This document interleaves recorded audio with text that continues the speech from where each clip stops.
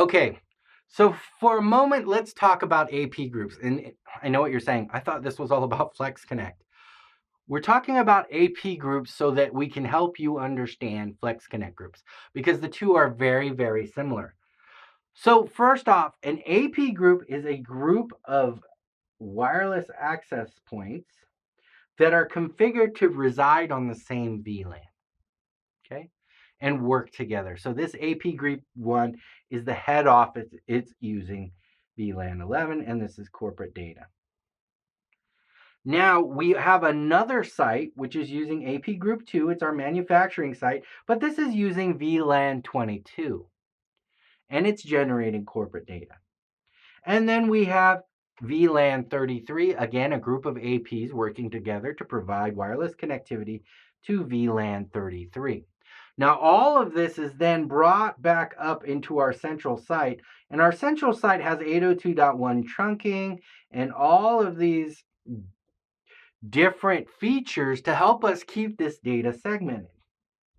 So our wireless data is segmented first by those AP groups. But those AP groups represent a VLAN, and those VLANs are mirrored within the centralized site, and this keeps traffic separate. This is a basic idea of AP groups. Now let's apply this to our FlexConnect groups. FlexConnect groups allow sharing of several different things, not the least of which are VLANs. I'm going to write this here immediately. So here we have Cisco Centralized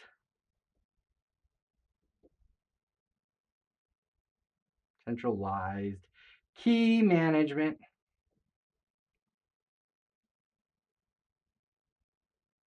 Boy, I can't spell it all. I'm just going to put a dot there. Key Management. Cisco Centralized Key Management for fast roaming keys. So this is going to allow us to move between APs within the same FlexConnect group.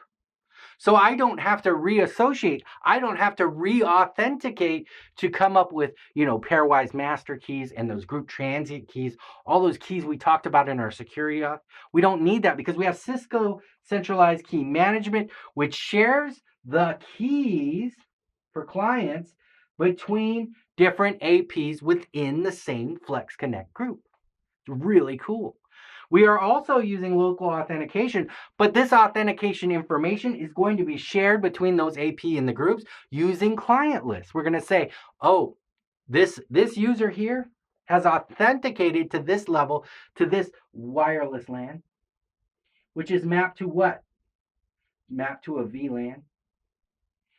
Has access to this SSID, and I'm going to exchange this information to all the APs in my group. And when that client roams from here over to here and is now associated with this AP, it's fine. We're in the same FlexConnect group. It's already done. We have the ability to do smart AP upgrades. This is a cool little feature that allows us with our wireless LAN controller to upgrade to a master AP within there, and that master AP can oversee the upgrade process to other APs within our FlexConnect group.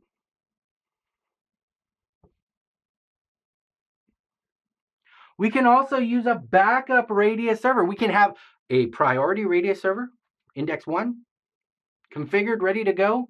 And then we can configure another radius server below that in case the first one fails. And those of you who use radius servers or LDAP, you can mirror those so that they are almost exactly the same at any given time based on the last update. So really cool feature. Remember, AP groups was focused on the VLANs being the same. FlexConnect groups, we have other things involved. That Cisco Centralized Key Management, the OKC, fast roaming keys that we are allowed to share between APs. So I don't have to re-authenticate because I moved in the building or moved in the campus with my same laptop. I can use the same laptop. Roam around. I will never know the difference. I will automatically reassociate with APs in the environment. I can also automatically update the firmware on APs within that environment. And I can set up a backup radius server. So if my primary radius server fails, these APs will automatically look to that secondary radius server for authentication. Call on that. And that could be FlexConnect Group 2. FlexConnect Group 1 could have completely different settings. It can be a completely different wireless LANs. It can be completely different remote radius.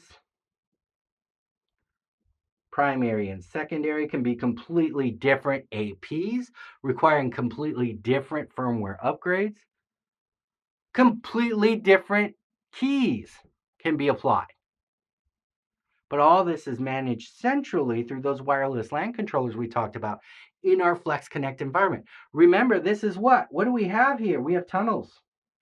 Those CAP-WAP or DTLS tunnels that are delivering the information to our FlexConnect environment.